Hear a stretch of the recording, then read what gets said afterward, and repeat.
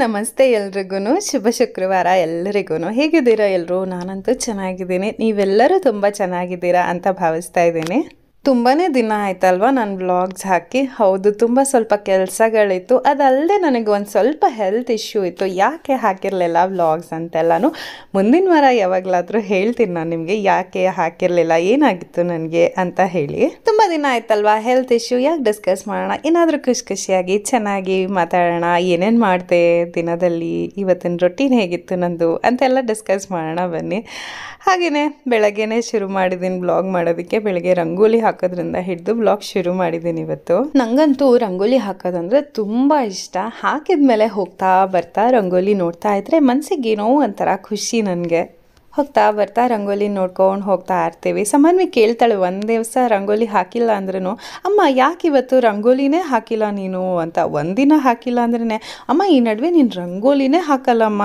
ಅಂತ ಕನ್ಕ್ಲೂಷನ್ಗೆ ಬಂದುಬಿಡ್ತಾಳೆ ಅವಳು ಮತ್ತೇನು ಸಮಾಚಾರ ನೀವೆಲ್ಲ ಹೇಗಿದ್ದೀರಾ ಮಿಸ್ ಮಾಡ್ಕೊಂಡ್ರ ನನ್ನ ಬ್ಲಾಗ್ಸ್ನ ಸುಮಾರು ಜನ ಹೌದು ನನಗೆ ಕಮೆಂಟ್ಸಲ್ಲಿ ಕೇಳ್ತಾ ಇದ್ದೀರಾ ಲಾಂಗ್ ವಿಡಿಯೋ ಅಪ್ಲೋಡ್ ಮಾಡಿ 1 ವಾರದ ಮೇಲಾಯಿತು ನೀವು ವಿಡಿಯೋ ಅಪ್ಲೋಡ್ ಮಾಡಿ ಕಾಯ್ತಾ ಇದ್ದೀವಿ ಅಂತೆಲ್ಲನೂ ಹೇಳಿದ್ದೀರಾ ಹಾಗೆ ಸುಮಾರು ಜನ ನಿಮ್ಮ ಹೆಲ್ತ್ ಇಂಪಾರ್ಟೆಂಟು ಹೆಲ್ತ್ ನೋಡ್ಕೊಳ್ಳಿ ಫಸ್ಟು ಪರವಾಗಿಲ್ಲ ಹುಷಾರಾದ್ಮೇಲೆ ಹಾಕಿ ಅಂತೆಲ್ಲನೂ ಕಮೆಂಟ್ ಮಾಡಿದ್ದೀರಾ ತುಂಬ ಖುಷಿ ಆಯಿತು ನಿಮ್ಮೆಲ್ಲರ ಕಮೆಂಟ್ಸ್ ನೋಡಿ ಐಮ್ ಸೋ ಸಾರಿ ನಿಮ್ಮನ್ನೆಲ್ಲ ಕಾಯಿಸ್ತಾ ಇಟ್ಟಿರೋದಕ್ಕೆ ನನಗೆ ಇಷ್ಟನೇ ಪ್ರತಿ ಆಲ್ಟರ್ನೇಟ್ ಡೇಸ್ ನಂದು ಶೆಡ್ಯೂಲ್ ಏನಿದೆ ಅದ್ರ ಪ್ರಕಾರ ವೀಡಿಯೋಸ್ ಹಾಕಬೇಕಂತ ನನಗೆ ನಿಜವಾಗ್ಲೂ ಇಷ್ಟ ಮನಸ್ಸಲ್ಲಿ ತುಂಬಾ ಹಂಬಲ ಇದೆ ಆದರೆ ಏನು ಮಾಡೋಕ್ಕಾಗತ್ತೆ ಕೆಲವು ಸಲ ಹೆಲ್ತ್ ಕೈ ಕೊಟ್ಟಾಗ ಅದನ್ನು ಮೀರಿ ಮಾಡೋದು ಅಂದರೆ ಹೆಲ್ತ್ಗಿಂತ ಆರೋಗ್ಯಕ್ಕಿಂತ ಮನೆ ಮಕ್ಕಳು ಎಲ್ಲದಕ್ಕಿಂತ ಇಂಪಾರ್ಟೆಂಟ್ ಯಾವುದೂ ಅಲ್ಲ ಹಾಗಾಗಿ ಸ್ವಲ್ಪ ಆರೋಗ್ಯನ ಸುಧಾರಿಸ್ಕೊಂಡು ಹಾಕೋಣ ಅಂತ ಹೇಳಿ ಯಾವುದೇ ವೀಡಿಯೋಸ್ ಮಾಡಿರಲಿಲ್ಲ ಹಾಗೂ ಶಾರ್ಟ್ ವೀಡಿಯೋಸ್ ಮಾಡೋಕ್ಕೆ ಪ್ರಯತ್ನ ಪಡ್ತಿದ್ದೆ ಮಧ್ಯದಲ್ಲಿ ಒಂದು 2-3 ದಿನ ಮಿಸ್ ಆಗ್ತಲೇ ಇತ್ತು ಇನ್ಮೇಲೆ ತಪ್ಪದಂಗೆ ಅಪ್ಲೋಡ್ ಮಾಡೋಣ ಅಂತ ಅಂದ್ಕೊಂಡಿದ್ದೀನಿ ನೋಡೋಣ ಹೇಗಾಗತ್ತೆ ಅಂತ ಹೇಳಿ ಈಗ ಸಾಮಾನ್ಯವಾಗಿ ಬೇಸಿಗೆ ರಜಾ ಇರೋದ್ರಿಂದ ಸ್ವಲ್ಪ ಆರಾಮು ಅಷ್ಟೇನು ಗಡಿಬಿಡಿ ಕೆಲಸ ಆಗಲಿ ಆ ಥರದ್ದೆಲ್ಲ ಏನೂ ಇಲ್ಲ ಸ್ವಲ್ಪ ಬೆಳಗ್ಗೆ ತಡವಾಗಿ ಎದ್ರೂ ನಡೆಯುತ್ತೆ ಜಾನು ಒಬ್ಬ ಆಫೀಸ್ಗೆ ಹೋಗೋದು ಬಿಟ್ಟರೆ ನಾನು ಸಾಮಾನ್ಯವಾಗಿ ಆರಾಮಾಗಿ ಮನೇಲಿರೋದ್ರಿಂದ ತಿಂಡಿ ಒಂದು ಮಾಡ್ಕೊಂಡ್ರಾಯ್ತು ಜಾನು ಒಂದೊಂದು ದಿವಸ ಈ ನಡುವೆ ಆಫೀಸಲ್ಲೇ ತಿನ್ಕೊಳ್ಳೋದ್ರಿಂದ ಬಾಕ್ಸ್ ಕೂಡ ಕೇಳೋದ್ರಿಲ್ಲ ನಾನೇ ಒಂದೊಂದು ದಿವಸ ಬಲವಂತ ಮಾಡಿ ಕೊಟ್ಟರೆ ಮಾತ್ರ ತೊಗೊಂಡು ಹೋಗ್ತಾನೆ ಅಷ್ಟೇ ಸರಿ ಹೇಗಿದ್ರೂ ಆರಾಮಲ್ವಾ ಈಗ ಅಟ್ಲೀಸ್ಟ್ ಬೆಳಗ್ಗೆ ಹೊತ್ತು ಕಾಫಿ ಕುಡಿಯೋಣ ಅಂತ ಹೇಳಿ ಸ್ವಲ್ಪ ಒಂದೊಂದು ದಿವಸ ಆಗಾಗ ಕಾಫಿ ಕುಡಿಯೋದು ಅಭ್ಯಾಸ ಮಾಡ್ಕೊಂಡಿದ್ದೀನಿ ಮತ್ತೆ ಬೆಳಗ್ಗೆ ಹೊತ್ತು ಅದೇನೋ ಒಂಥರ ಖುಷಿ ಬೆಳಗ್ಗೆ ಹೊತ್ತು ಕೂತ್ಕೊಂಡು ಕಾಫಿ ಕುಡಿಯೋದು ಆರಾಮಾಗಿ ಕೂತ್ಕೊಂಡಿರೋದು ಚೆನ್ನಾಗಿ ಅನಿಸುತ್ತೆ ಯೂಶಲಿ ವೀಕೆಂಡ್ಸಲ್ಲಿ ಮಾತ್ರ ಬೆಳಗ್ಗೆ ಎದ್ದು ಆ ಥರ ಕಾಫಿ ಕುಡಿತದೆ ಈಗ ರಜೆ ಇರೋದ್ರಿಂದ ಅಷ್ಟು ಗಡಿಬಿಡಿ ಇಲ್ದಿರೋದ್ರಿಂದ ಕಾಫಿ ಮತ್ತೆ ಬೆಳಗ್ಗೆ ಶುರು ಮಾಡ್ಕೊಂಡಿದ್ದೀನಿ ಮತ್ತು ಮಕ್ಳಿಗೆ ರಜಾ ಇದ್ದಾಗ ಅಡುಗೆ ಮಾಡೋ ಕೆಲಸನೂ ನಮ್ಗಳಿಗೆ ಒಂದು ಸ್ವಲ್ಪ ಜಾಸ್ತಿ ಇರುತ್ತೆ ಪ್ರತಿ ಹೊತ್ತು ಅದೇ ತಿಂದರೆ ಮಕ್ಕಳು ಖಂಡಿತ ತಿನ್ನಲ್ಲ ನಮ್ಮ ಮನೇಲಿ ಸಾಮಾನ್ಯವಂತೂ ಬೇರೆ ಬೇರೆ ಏನಾದರೂ ತಿಂತಾ ಇರಬೇಕು ಹಾಗಾಗಿ ಸ್ವಲ್ಪ ಅಡುಗೆ ಕೆಲಸನೂ ಜಾಸ್ತಿ ಇರುತ್ತೆ ಸೊ ಹೇಗೆ ಮಾಡಬೇಕು ಅಂತೆಲ್ಲ ಯೂಟ್ಯೂಬಲ್ಲಿ ಹುಡುಕಿ ಮಾಡಿ ಎಲ್ಲ ಮಾಡಿ ಕೊಡೋದಕ್ಕೆ ಪ್ರಯತ್ನ ಪಡ್ತೀನಿ ಆದ್ರೂ ಅವಳು ಇಷ್ಟಿಷ್ಟೇ ತಿನ್ನೋದು ಕೆಲವು ಸಲ ಅವಳಿಗೆ ಬೈಯೋದು ಇದೆ ನಾನು ಎಷ್ಟು ಕಷ್ಟಪಟ್ಟು ಇಷ್ಟು ಮಾಡಿದ್ದೀನಿ ನೀನು ಇಷ್ಟೇ ತಿಂತೀಯ ಅಂತಲೂ ಬೈದಿದ್ದೀನಿ ಆದರೆ ಅದು ಅವಳು ತಪ್ಪಲ್ವ ಆದ್ರೂ ಮಕ್ಕಳು ಸ್ವಲ್ಪ ಮಾಡಿರೋದನ್ನ ಚೆನ್ನಾಗಿ ತಿಂದ್ಬಿಟ್ರೆ ಅಮ್ಮಂದ್ರಿಗೆ ತುಂಬಾ ಖುಷಿ ಆಗುತ್ತೆ ನನಗಂತೂ ಈ ಯೂಟ್ಯೂಬ್ ಅನ್ನೋದು ಎಷ್ಟು ಒಂದು ವರ ಥರ ಆಗಿಬಿಟ್ಟಿದೆ ನನಗಂತಲ್ಲ ಸುಮಾರು ಜನ ಹೆಣ್ಮಕ್ಳಿಗೆ ಯೂಟ್ಯೂಬ್ ಅನ್ನೋದು ಒಂದು ವರ ಥರನೇ ಏನಾದರೂ ಗೊತ್ತಿಲ್ಲ ಮಾಡೋದಕ್ಕೆ ಅಂದರೆ ಫಸ್ಟ್ ನಾವು ಹೋಗಿ ಸರ್ಚ್ ಮಾಡೋದು ಯೂಟ್ಯೂಬಲ್ಲೇ ಹೇಗೆ ಮಾಡೋದು ಅಥವಾ ಏನು ಮಾಡೋದು ಅಂತ ಕೂಡ ಯೂಟ್ಯೂಬೇ ನಮಗೆ ಸಜೆಷನ್ಸ್ ಕೊಟ್ಬಿಡುತ್ತೆ ಸಮ್ಟೈಮ್ಸ್ ಅಲ್ವಾ ನಾನು ಮುಕ್ಕಾಲಷ್ಟು ಭಾಗ ಹೊಸ ಅಡುಗೆಗಳನ್ನ ಕಲ್ತಿರೋದು ಯೂಟ್ಯೂಬಿಂದನೇ ಆದರೆ ಕೆಲವು ಟ್ರೆಡಿಷ್ನಲ್ ಡಿಶ್ ನಮ್ಮಮ್ಮ ಮಾಡೋದು ಮಾಡ್ತೀನಿ ಆದರೆ ಸುಮಾರಷ್ಟು ಈಗ ಹೊಸ ಥರ ರೆಸಿಪಿಗಳು ಈ ಪಲಾವ್ ಬಿರಿಯಾನಿ ಅಂಥ ರೆಸಿಪಿಗಳೆಲ್ಲ ನಾನು ಯೂಟ್ಯೂಬ್ ನೋಡಿನೇ ಕಲ್ತಿದ್ದು ಮತ್ತು ಈ ಕರಿಗಳು ಮಾಡೋದು ವೆಜಿಟೇಬಲ್ ಕರಿ ಅದೆಷ್ಟೊಂದು ಥರ ಕರಿ ಇರುತ್ತಲ್ಲ ಅದೆಲ್ಲದೂ ಯೂಟ್ಯೂಬಿಂದನೇ ಕಲ್ತ್ಕೊಂಡಿದ್ದು ಆದರೆ ಕೆಲವು ಸಾಂಪ್ರದಾಯಿಕ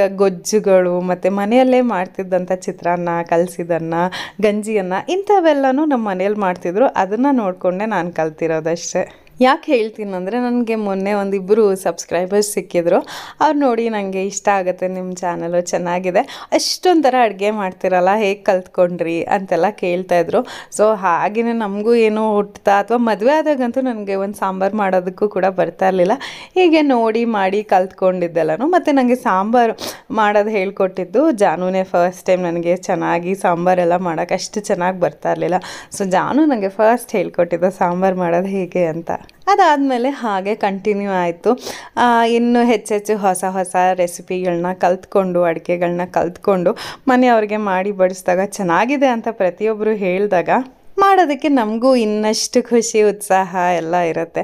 ಹಾಗಾಗಿನೇ ನಾನು ಇಷ್ಟೊಂದು ಥರ ಅಡುಗೆಗಳನ್ನ ಕಲ್ತ್ಕೊಂಡಿದ್ದು, ಇನ್ನೂ ಕಲಿತಾನೇ ಇರ್ತೀನಿ. ಇನ್ನು ಮಕ್ಕಳು ದೊಡ್ಡವ್ರು ಆಗ್ತಾ ಆಗ್ತಾ ಇನ್ನೂ ಹೊಸ ಹೊಸ ಥರ ಎಲ್ಲ ಕೇಳ್ತಾರೆ. ಸೊ ಅದನ್ನೆಲ್ಲ ಮಾಡಿ ಕಲ್ತ್ಕೊಳ್ಬೇಕು ಅಂತ ಆಸೆ ಇದೆ.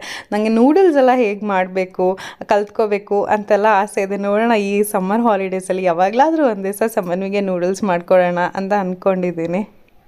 ಸರಿ, ಈಗ ಬೆಳಗಿನ ತಿಂಡಿಗೆ ಅಕ್ಕಿ ರೊಟ್ಟಿ ಮಾಡೋಣ ಅಂತ ಹೇಳಿ ಎಲ್ಲ ಹೆಚ್ಚಿಟ್ಕೊಂಡಿದ್ದೀನಿ. ಕ್ಯಾರೆಟ್ ಎಲ್ಲ ಹಾಕ್ತೀನಿ ನಾನು. ಸಮನ್ವಿಗೆ ಇಷ್ಟ ಆಗುತ್ತೆ, ಮತ್ತು ಕ್ಯಾರೆಟ್ ಹಾಕೋದ್ರಿಂದ ಸ್ವಲ್ಪ ಮೃದುವಾಗಿ ಬರುತ್ತೆ ಅಕ್ಕಿ ರೊಟ್ಟಿ. ಸಾಫ್ಟ್ ಆಗಿದ್ದರೆ ಸಮನ್ವಿಗೆ ಇಷ್ಟ. ನನಗೆ ಬೇಸಿಕಲಿ ಅಕ್ಕಿ ರೊಟ್ಟಿ ಗರ್ಗರಿಯಾಗಿದ್ದರೆ ತುಂಬ ಇಷ್ಟ ಆಗುತ್ತೆ. ಆದರೆ ಸಮನ್ವಿ ಆ ಥರ ಇಷ್ಟಪಡೋದಿಲ್ಲ. ಸೊ ಈಗ ಹೇಗಾಗೋಗಿದೆ ಅಂದರೆ ಅವಳಿಗೆ ಏನು ಇಷ್ಟನೋ ಅದಕ್ಕೆ ತಕ್ಕಂಗೆ ನಾವು ಮನೆಯಲ್ಲಿ ಅಡುಗೆಗಳನ್ನ ಚೇಂಜ್ ಮಾಡ್ಕೊಳ್ತಾ ಇದ್ದೀವಿ. ಮುಂಚೆ ಎಲ್ಲ ನಮ್ಮಮ್ಮ ಎಲ್ಲ ಹಾಗೆ ಮಾಡೋರು ನನಗೆ ನೆನಪಿದೆ. ನಮಗೆಲ್ಲ ಹೇಗೆ ಇಷ್ಟನೋ ಹಾಗೆ ಅಡುಗೆ ಮಾಡೋರು. ಈಗ ನಮ್ಮ ಕಾಲೆಲ್ಲ ಮುಗೀತು, ನಾವು ಇಷ್ಟಪಟ್ಟು ತಿಂದಿದ್ದೆಲ್ಲ. ಈಗ ನಮ್ಮ ಮಕ್ಳಿಗೆ ಹೇಗೆ ಇಷ್ಟ ಆ ಥರ ನಾವು ಮಾಡಿ ಬಡಿಸೋ ಥರ ಆಗೋಗಿದೆ. ಆ್ಯಕ್ಚುಲಿ ಇವತ್ತು ನಾನು ರವೆ ರೊಟ್ಟಿ ಮಾಡೋಣ ತುಂಬ ದಿವಸ ಆಯಿತು ಅಂತ ಅಂದ್ಕೊಂಡಿದ್ದೆ. ಬಟ್ ಫ್ರಿಜ್ಜಲ್ಲಿ ಚಿರೋಟಿ ರವೆ ಖಾಲಿ ಆಗೋಗಿತ್ತು, ತುಂಬಾ ಕಡಿಮೆ ಇತ್ತು. ಅದು ಹಾಕಿದ್ರೆ ಎಲ್ಲರಿಗೂ ಸಾಲಲ್ಲ ಅಂತ ಹೇಳಿ ಸರಿ ಅಂತ ಅಕ್ಕಿ ರೊಟ್ಟಿನೇ ಮಾಡ್ತಾಯಿದ್ದೀನಿ. ಸಮನ್ವಿಗೆ ಅಕ್ಕಿ ರೊಟ್ಟಿಗಿಂತ ರಾಗಿ ರೊಟ್ಟಿ ತುಂಬ ಇಷ್ಟ ಅವಳಿಗೆ. ಬಟ್ ಮೊನ್ನೆ ಇನ್ನೂ ರೀಸೆಂಟಾಗಿ ರಾಗಿ ರೊಟ್ಟಿ ಮಾಡಿಕೊಟ್ಟಿದ್ದೆ, ಹಾಗಾಗಿ ಅಕ್ಕಿ ರೊಟ್ಟಿ ಮಾಡ್ತಾಯಿದ್ದೀನಿ ಇಲ್ಲಿ. ಇದಕ್ಕೆ ಒಂದು ಸ್ವಲ್ಪ ಕಾಯಿ ತುರಿ ಹಾಕಿದ್ರೆ ತುಂಬಾ ರುಚಿಯಾಗಿರುತ್ತೆ. ಬಟ್ ನಮ್ಮನೇಲಿ ಕಾಯಿ ತುರಿ ಖಾಲಿ ಆಗೋಗಿತ್ತು. ಈಗ ತುರ್ಕೊಂಡು ಮಾಡೋದು ಮತ್ತೆ ಲೇಟ್ ಆಗೋಗುತ್ತೆ, ಹಾಗಾಗಿ ಹಾಗೆ ಮಾಡ್ತಾಯಿದ್ದೀನಿ. ಇದಕ್ಕಿನ್ನೂ ಸಬ್ಸಿಗೆ ಸೊಪ್ಪು ಅಂತ ಬರುತ್ತೆ, ಅದನ್ನು ಹಾಕಿದ್ರೆ ಇನ್ನೂ ತುಂಬ ಚೆನ್ನಾಗಿರುತ್ತೆ. ಫುಲ್ ನೋಡೋಕ್ಕೂ ಹಸಿರಾಗಿರುತ್ತೆ ಮತ್ತು ತಿನ್ನೋಕ್ಕೂ ರುಚಿಯಾಗಿರುತ್ತೆ. ಅದೂ ಕೂಡ ತುಂಬ ಮೃದುವಾಗಿ ಬರುತ್ತೆ. ಅಕ್ಕಿ ರೊಟ್ಟಿಲಂತೂ ಎಷ್ಟು ವಿಧ ಮಾಡ್ಬೋದು ಅಂತಂದರೆ ಅದು ರುಚಿನೂ ಹಾಗೆ ಬದಲಾಗ್ತಿರುತ್ತೆ. ಅವರೆಕಾಳು ರೊಟ್ಟಿ ಅಂತೂ ಇನ್ನೂ ಚೆನ್ನಾಗಿರುತ್ತೆ. ಮತ್ತು ಈ ಸಬ್ಸಿಗೆ ಸೊಪ್ಪು ಹಾಕಿರೋ ರೊಟ್ಟಿ ಕೂಡ ಚೆನ್ನಾಗಿರುತ್ತೆ. ಇದು ಬೇಸಿಕ್ ನಾರ್ಮಲ್ ಮಸಾಲ ಅಕ್ಕಿ ರೊಟ್ಟಿ. ಪ್ರತಿ ಸಲ ಹೀಗೆ ಮಾಡೋದು ನಾನು. ಮೊದಲೆಲ್ಲ ನಮ್ಮಮ್ಮ ಎಲ್ಲ ಹೇಗೆ ಮಾಡೋರು ಅಂತಂದರೆ ಡೈರೆಕ್ಟ್ ಕಾವಲಿ ಮೇಲೆ ತಟ್ಬಿಡೋರು ಇದು ರೊಟ್ಟಿ ಎಲ್ಲ. ಅದು ಇನ್ನೂ ರುಚಿಯಾಗಿರುತ್ತೆ. ಬಾಣಲೆ ರೊಟ್ಟಿ, ಕಾವಲಿ ರೊಟ್ಟಿ ಎಲ್ಲ ತುಂಬ ಸ್ವಲ್ಪ ಗರ್ಗರಿಯಾಗಿ ಬರುತ್ತೆ. ಈಗೇನಾಗುತ್ತೆ, ಕಾವಲಿನ ಮತ್ತು ನೀರಲ್ಲಿ ಹಾಕಿ ತೆಗಿಯೋದು ಮತ್ತು ಅದು ಬೆಂಡಾಗೋಗುತ್ತೆ ಅಂತೆಲ್ಲನೂ ಹೇಳ್ತಾಯಿದ್ರು. ಅದಕ್ಕಿಂತ ತುಂಬ ಸುಲಭ ಈ ಬೇಕಿಂಗ್ ಪೇಪರ್ ಮೇಲೆ ತಟ್ಟೋದು ಅಂತ ಹೇಳಿ ಹಾಗೆ ತಟ್ಕೊಳ್ತಾ ಇದ್ದೀನಿ. ಕೆಲವರು ಇದನ್ನು ಗುಂಡು ಕತ್ತರಿಸ್ಕೊಂಡು ಹಾಗೆ ಮಾಡ್ಕೊಳ್ತಾರೆ. ಬಟ್ ನನಗೆ ಇದೇ ಥರ ಕಂಫರ್ಟಬಲ್ ಅನಿಸುತ್ತೆ, ಹಾಗಾಗಿ ನಾನು ಹೀಗೆ ತಟ್ಕೊಳ್ತಾ ಇದ್ದೀನಿ. ಮತ್ತು ನನಗೆ ಸುಮಾರು ಜನ ಕೇಳ್ತೀರ ನಿಮ್ಮ ಮನೆ ಹೇಗೆ ಯಾವಾಗಲೂ ನೀಟಾಗಿರುತ್ತೆ ಅಂತ. ಆ್ಯಕ್ಚುಲಿ ಆ ಥರ ಏನೂ ಇಲ್ಲ, ನಮ್ಮ ಮನೆಯಲ್ಲೂ ಗಲೀಜಾಗಿರುತ್ತೆ. ನನ್ನ ಮಗು ಇರೋದ್ರಿಂದ ನಾನು ಎಷ್ಟೇ ಕ್ಲೀನ್ ಮಾಡಿದ್ರೂ ಅದು ಗಲೀಜು ಆಗ್ತಾನೇ ಇರುತ್ತೆ. ಬಟ್ ವಿಡಿಯೋ ಮಾಡಬೇಕಾದ್ರೆ ನನಗೆ ಗಲೀಜಾಗಿರೋದು ತೋರ್ಸೋಕ್ಕೆ ಇಷ್ಟ ಆಗೋದಿಲ್ಲ, ಹಾಗಾಗಿ ಅಲ್ಲಲ್ಲಿ ಕ್ಲೀನ್ ಮಾಡಿಕೊಂಡು ಹಾಗೆ ವೀಡಿಯೋಸ್ ಮಾಡ್ತೀನಿ. ಆದ್ರೂ ಎಷ್ಟೇ ಕ್ಲೀನ್ ಮಾಡಿದ್ರೂ, ಮಕ್ಕಳಿರೋ ಮನೆ ಎಷ್ಟೇ ಕ್ಲೀನ್ ಮಾಡಿದ್ರೂ ಅದು ಗಲೀಜು ಆಗೇ ಆಗುತ್ತೆ. ಅವಳು ಮಲಗಿದ್ದಾಗ ಅಥವಾ ಅವಳೆಲ್ಲಾದರೂ ಹೊರಗಡೆ ಆಟ ಆಡ್ತಿರ್ಬೇಕಾದ್ರೆ ಮತ್ತೆ ಎಲ್ಲ ತೆಗೆದಿಟ್ಟಿರ್ತೀನಿ. ಆಟ ಸಾಮಾನುಗಳನ್ನ ನಾವು ಮುಟ್ಬಿಟ್ರೆ ಅವ್ರಿಗೆ ಅದೆಷ್ಟು ಕೋಪ ಬಂದ್ಬಿಡತ್ತಂತಂದರೆ, ಕೆಲವು ಸಲ ಬೆಳಗ್ಗೆ ಹರಡಿರೋ ಆಟ ಸಾಮಾನುಗಳು ನಾವು ಸಂಜೆ ಆದರೂ ಮುಟ್ಟೋ ಹಾಗೆ ಇಲ್ಲ, ಅಷ್ಟು ರಂಪ ಮಾಡಿರ್ತಾರೆ. ಏನೂ ಮಾಡೋಕ್ಕಾಗಲ್ಲ. ಕೆಲವು ಸಲ ಮುದ್ದು ಮಾಡಿ ತೆಗೆದಿಡ್ತೀನಿ, ಗಲೀಜಾಗಿದೆ ನೋಡು ಮನೆ ಈ ಥರ ಇಟ್ಕೋಬೋದಾ, ಕ್ಲೀನಾಗಿ ಇಟ್ಕೋಬೇಕಲ್ವಾ ಅಂತ ಹೇಳ್ಬೋದು. ಕೆಲವು ಸಲ ಕನ್ವಿನ್ಸ್ ಆಗ್ತಾಳೆ, ಕೆಲವು ಸಲ ಖಂಡಿತವಾಗ್ಲೂ ಕನ್ವಿನ್ಸ್ ಆಗಿಲ್ದಿಲ್ಲ. ಆ ಥರ ದಿನ ಬಿಟ್ಬಿಡೋದು. ಒಂದೊಂದ್ಸಲಿ ಸೋಫಾ ಮೇಲೆ ಕೂತ್ಕೊಳ್ಳೋಕೆ ಜಾಗ ಇದೆಯಾ ಅಂತ ಹುಡುಕ್ತಾ ಇರ್ತೀನಿ ನಾನು, ಅಷ್ಟು ಆಟ ಸಾಮಾನು ತುಂಬಿರ್ತಾಳೆ ಎಲ್ಲ ಕಡೆ. ಹಾಗಾಗಿ ನಡೀತಾನೆ ಇರೋದೆ ಕ್ಲೀನ್ ಮಾಡೋದು ಅನ್ನೋದು ನೆವರ್ ಎಂಡಿಂಗ್ ಟಾಸ್ಕ್ ಆಗಿಬಿಟ್ಟಿದೆ ನಮಗಂತೂ. ಮತ್ತು ತುಂಬ ದಿವಸದಿಂದ 1-2-3 ಜನ ನಮ್ಮ ಮನೇಲಿರೋ ಶ್ರೀನಿವಾಸ ದೇವ್ರ ಬಗ್ಗೆ ತಿಳಿಸ್ಕೊಡಿ, ಎಲ್ಲಿ ತಗೊಂಡಿದ್ದು, ಎಷ್ಟು ಪ್ರೈಸು ಅಂತೆಲ್ಲ ತುಂಬಾ ಕೇಳ್ತಾಯಿದ್ರಿ. ಕೇಳಿದವ್ರಿಗೆಲ್ಲ ಆಲ್ಮೋಸ್ಟ್ ನಾನು ಕಮೆಂಟಲ್ಲೇ ಉತ್ತರ ಕೊಟ್ಟಿದ್ದೀನಿ.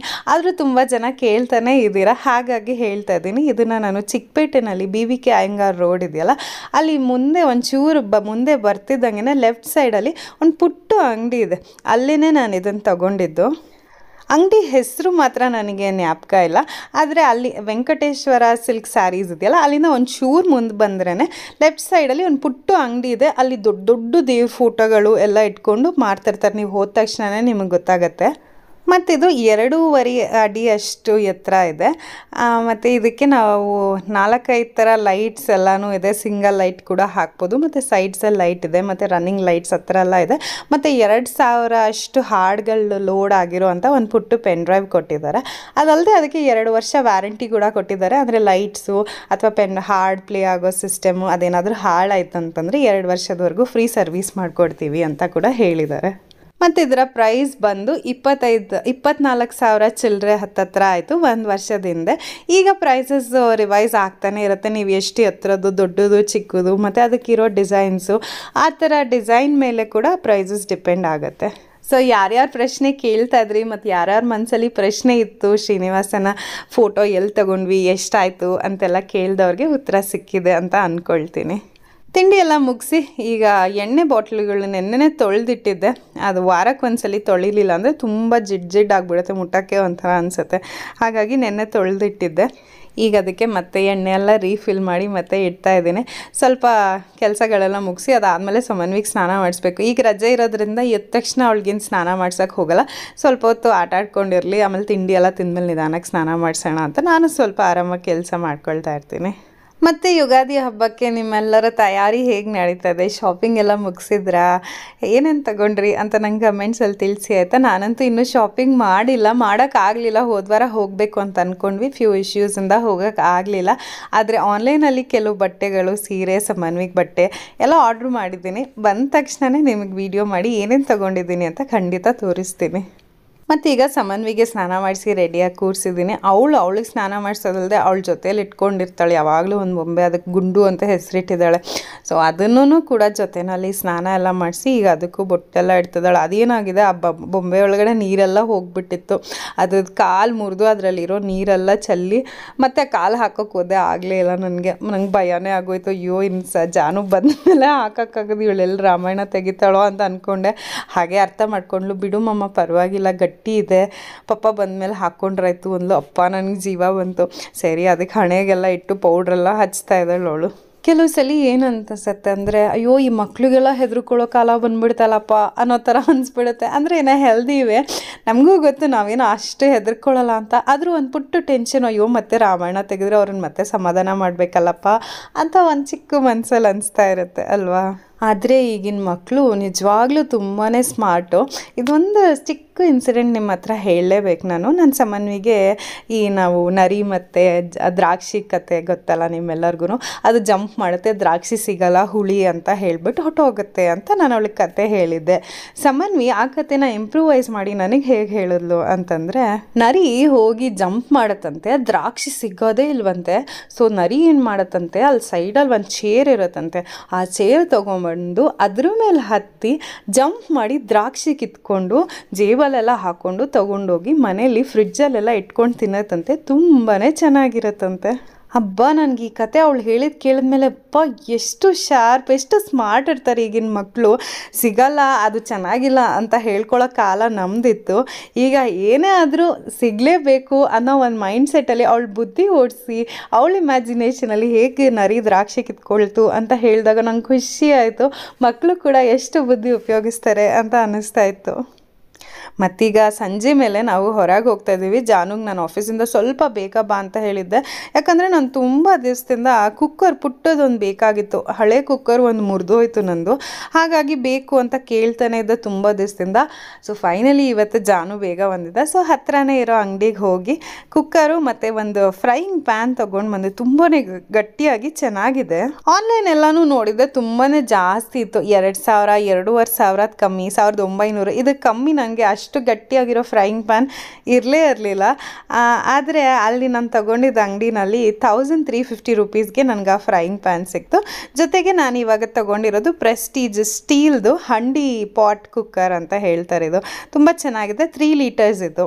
ಅಲ್ಯೂಮಿನಿಯಂ ಕುಕ್ಕರ್ಗಿಂತ ಸ್ಟೀಲ್ ಕುಕ್ಕರ್ ಬೆಸ್ಟ್ ಅಂತ ಹೇಳಿ ಈಗ ಮುಂದೆ ಹೊಸದಾಗಿ ತಗೊಳ್ತಿರೋ ಪಾತ್ರೆಗಳೆಲ್ಲದನ್ನು ಆಲ್ಮೋಸ್ಟ್ ಸ್ಟೀಲಲ್ಲೇ ಪ್ರಿಫರ್ ಮಾಡ್ತಾ ಇದ್ದೀನಿ ನಾನು. ಹಾಗಾಗಿ ಇದು ಪ್ರೆಸ್ಟೀಜ್ 3 ಲೀಟರ್ದು ಹಂಡಿ ಪಾಟ್ ಕುಕ್ಕರ್ ಅಂತ. ಇದಕ್ಕೆ ನಾನು 2,300 ಚಿಲ್ಲರೆ ಕೊಟ್ಟೆ. ಆನ್ಲೈನ್ ಪ್ರೈಸ್ಗಿಂತನೂ ಇನ್ನೂ ಕಮ್ಮಿನೇ ಇತ್ತು. ಅದು ನಮ್ಮ ಮನೆ ಹತ್ತಿರ ಇರೋ ಅಂಗಡಿಗಳು, ಕೆಲವು ನಾರ್ಮಲ್ ಅಂಗಡಿಗಳಿಗೆ ಹೋದರೆ ಅದೇ ಥರ ಕುಕ್ಕರ್ಗಳು, ಪ್ಯಾನ್ಗಳು ಎಲ್ಲ ಇರುತ್ತೆ. ಸ್ವಲ್ಪ ಹೆಚ್ಚು ಕಮ್ಮಿ ಮಾತಾಡಿ ತೊಗೊಳ್ಬೋದು. ನನಗೆ ಅಷ್ಟು ಬಾರ್ಗೇನಿಂಗ್ ಸ್ಕಿಲ್ಸ್ ಇಲ್ಲವೇ ಇಲ್ಲ. ಹೇಳಬೇಕಂತಂದ್ರೆ ಅವ್ರು ಎಷ್ಟು ಹೇಳ್ತಾರೋ ಹ್ಞೂ ಅಂತ ಹೇಳ್ಬಿಟ್ಟು ಕೊಟ್ಬಿಡ್ತೀನಿ. ಅದಕ್ಕೆ ನಾನು ಯಾವಾಗಲೂ ಜಾನುವಿನ ಕರ್ಕೊಂಡು ಹೋಗೋದು, ಅವ್ನು ಸ್ವಲ್ಪ ಚೆನ್ನಾಗಿ ಬಾರ್ಗೇನ್ ಮಾಡ್ತಾನೆ. ಸೊ ಹಾಗಾಗಿ ನಮಗೆ ಸ್ವಲ್ಪ ಒಳ್ಳೆ ಪ್ರೈಸ್ಗೆ ಸಿಕ್ತು. ಸರಿ ತೊಗೊಂಡು ಬಂದು ಅದ್ರ ಮೇಲೆ ಸ್ಟಿಕ್ಕರೆಲ್ಲ ಅಂಟಿಸಿರ್ತಾರೆ. ಸ್ವಲ್ಪ ಹೀಟ್ ಮಾಡಿದ್ರೆ ಆ ಸ್ಟಿಕ್ಕರೆಲ್ಲ ನೀಟಾಗಿ ಬಂದುಬಿಡುತ್ತೆ. ಬಟ್ ನನಗೆ ಅರ್ಥ ಆಗಲ್ಲ, ಅದು ಯಾಕೆ ಪಾತ್ರೆ ಒಳಗಡೆ ಆ ಸ್ಟಿಕ್ಕರ್ನ ಅಂಟಿಸಿರ್ತಾರೋ ಅಂತ. ಸಮ್ಟೈಮ್ಸ್ ಕ್ಲೀನಾಗಿ ಹೋಗಲಿಲ್ಲ ಅಂತಂದರೆ ಅದು ಎಷ್ಟು ಉಜ್ಜಿದ್ರೂ ಉಪಯೋಗಿಸೋಕ್ಕೆ ಒಂಥರ ಅನಿಸುತ್ತೆ. ಚೆನ್ನಾಗಿ ಹೀಟ್ ಮಾಡಿದ ತಕ್ಷಣವೇ ಈ ಸ್ಟಿಕ್ಕರ್ ಸ್ವಲ್ಪ ಲೂಸ್ ಆಗಿಬಿಡುತ್ತೆ. ಆಮೇಲೆ ನೀಟಾಗಿ ತೆಗೆದ್ಬಿಡ್ಬೋದು, ತೊಳೆಯೋಕ್ಕೆ ಕೂಡ ಈಸಿ ಆಗುತ್ತೆ. ಅಕಸ್ಮಾತ್ ಗ್ಲಾಸ್ ಮೇಲೆ ಆ ಥರ ಏನಾದರೂ ಈ ಥರ ಅಂಟಿಸಿದ್ರೆ ನಾನೇನು ಮಾಡ್ತೀನಿ, ಬಿಸಿ ಬಿಸಿ ನೀರು ಹಾಕ್ತೀನಿ. ಸೊ ದಟ್ ಆ ಬಿಸಿ ಕಾವ್ಗೆ ಆ ಸ್ಟಿಕ್ಕರೆಲ್ಲ ನೀಟಾಗಿ ತೆಕ್ಕೊಂಡು ಬಂದುಬಿಡುತ್ತೆ. ಅದು ಹೊಸದು ಏನಾದರೂ ವಸ್ತುಗಳು ತಂದುಬಿಟ್ರಂತ ಅದನ್ನು ತೆಗೆದು ನೋಡಿ ಮಾಡೋವರೆಗೂ ನಮಗೆ ಸಮಾಧಾನನೇ ಇರೋಲ್ಲ. ಇವತ್ತೇ ಸ್ಟಿಕ್ಕರೆಲ್ಲ ತೆಗೆದು ತೊಳೆದ್ಬಿಟ್ರೆ ನಾಳೆ ದಿನ ಉಪಯೋಗಿಸ್ಕೋಬೋದಲ್ಲ ಅಂತ ಇವತ್ತು ರಾತ್ರಿನೇ ಎಲ್ಲ ಮುಗಿಸ್ಬಿಟ್ಟೆ.